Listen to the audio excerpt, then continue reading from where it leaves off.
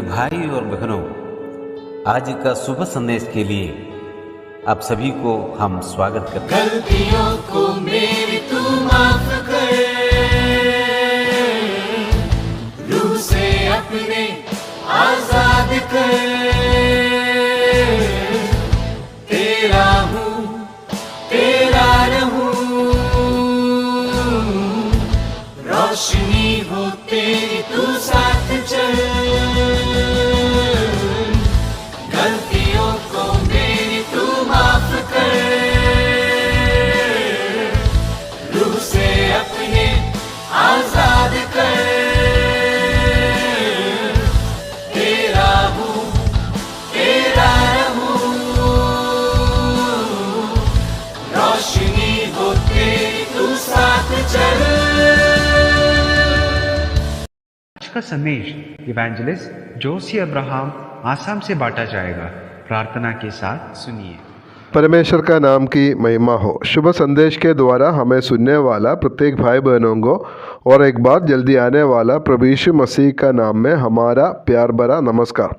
आइए आज का मनन के लिए हम लोग पढ़ेंगे पत्रस का पहला पत्री 3 अध्याय 1 से 6 तक।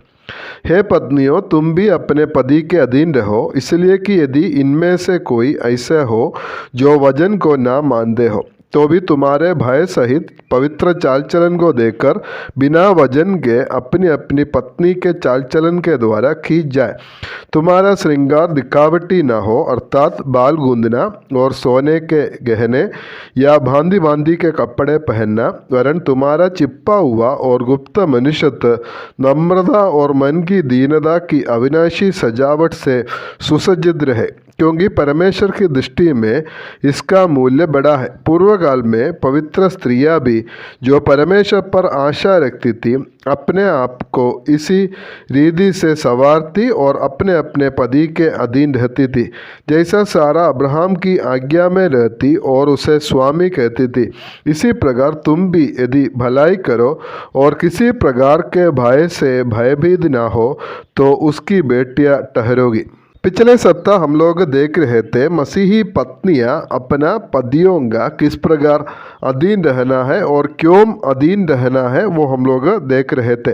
और आज हम लोग इसका 3 और 4 पद पहले पढ़ेंगे। तुम्हारा श्रृंगार दिखावटी ना हो, अर्थात बाल गूंदना और सोने के गहने या भांति भांति के कपड़े पहनना, वरन तुम्हारा चिपा हुआ और गुप्त मनुष्यत्व नम्रता और मन की दीनता की अविनाशी सजावट से सुसज्जित रहे, क्योंकि परमेश्वर की दृष्टि में इसका मूल्य बड़ा है। मसीही पत्नियां अपना बाहर का सजावट या श्रृंगार के लिए ज़्यादा महत्व नहीं देना चाहिए। हम इधर ऐसे देखते हैं जैसा बाल गूंदना, सोने के गहने, भांति भांति के कपड़े पहनना, इसमें ज़्यादा ध्यान देना नहीं चाहिए, लेकिन उसका अंदर का मनुष्य को ज़्यादा सजावट देना चाहिए।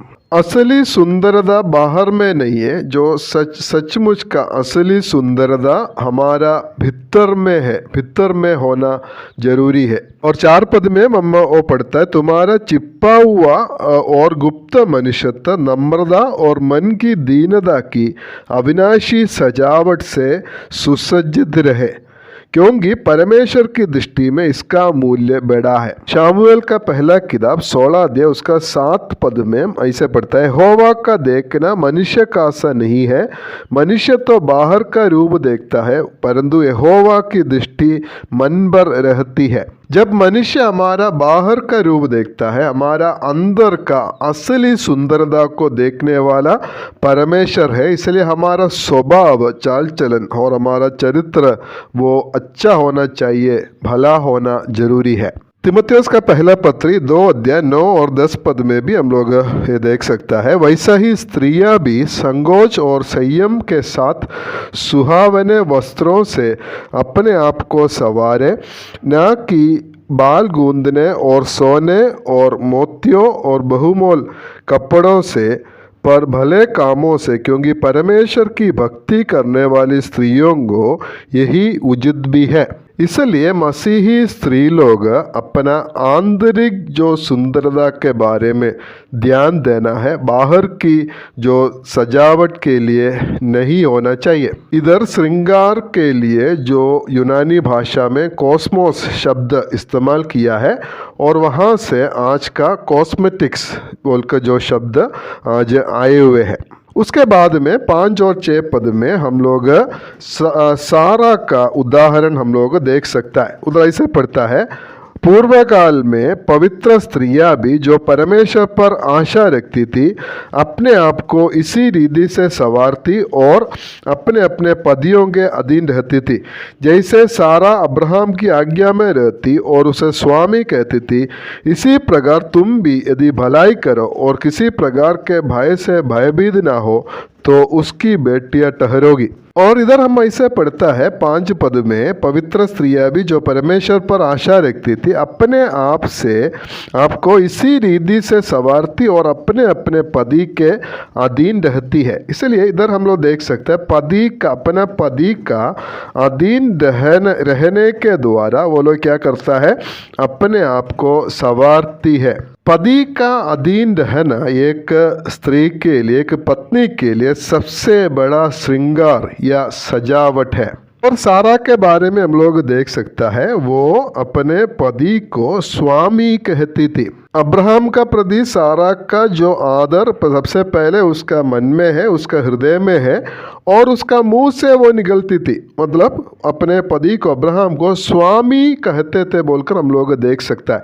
पत्नी लोग अपना बोली से बुलाने के जो रीति में अपना पतियों का आदर करना है। अपना बोली में वो अपना पति का अधीन रहते थे, उसको आदर देते थे। और सिर्फ उसमें नहीं है, हम लोग उधर ऐसे देखता है, सारा अब्राहम की आज्ञा में रहती और उसे स्वामी कहती थी। सिर्फ बोली में नहीं है, आज्ञा में रहकर आज्ञा मानने के द्वारा भी वो अब्राहम का अधीन में रहते थे। सारा अब्राहम का आज्ञा मानने के बारे में हम लोग एक उदाहरण देख सकता है। उत्पत्ति का किताब 18 अध्याय उसका 6 पद में ऐसा पढ़ता है, तब अब्राहम तुरंत तंबू में सारा के पास गया और कहा, 3 सा मैदा जल्दी से गूंद और भुलके बना। इधर 18 अध्याय हम लोग को मालूम है, जो अब्राहम तंबू के द्वार पर बैठने का समय में ऐसा 3 जो लोग, 3 पुरुष जिसे अब्राहम नहीं पहचानता था, वो लोग उधर खड़े थे और अब्राहम जाकर वो लोग के पास दंडवत करके उसको बहुत ज़बरदस्ती करके अपना तंबू में लेके आया ताकि अब्राहम वो लोग का पहुनाई करे। और ये सारा के पास जाकर बोलता है कि जल्दी उसके लिए आटा बनाओ और आटा गूंदकर रोटी बनाने के लिए अब्राहम बोला है। और हम उधर देख सकता है सारा ने कोई प्रश्न नहीं किया है। अब्राहम जैसे बोला वैसा अब्राहम का बात को, आज्ञा को मानने वाला एक सारा को हम लोग उधर देख सकता है। पहले पत्रस 3 का 6 में हम लोग और आगे ऐसे पढ़ता है, इसी प्रकार तुम भी यदि भलाई करो और किसी प्रकार के भय से भयभीत ना हो तो उसकी बेटियां ठहरोगी। जैसा हम लोग देख रहे थे कि ऐसा पत्नियों के लिए पत्रस ये लिखा है कि अपना परिवारों के तरफ से बहुत सारा समस्या को सामना करता है। जो बहुत सारा पत्नियों का पति लोग विश्वास में नहीं है, ऐसा परिवार से बहुत सारा समस्या ये लोग को सामना करना पड़ता है। लेकिन पत्रस इधर ये लोग का उल्सा देता है कि अगर तुम लोग इस प्रकार अपना पति के अधीन में रहकर उसका बात मानकर अपना आंतरिक जो सुंदरता के ऊपर ज़्यादा ध्यान देकर आगे बढ़ने से कोई भी प्रकार का भय से भयभीत नहीं होना चाहिए।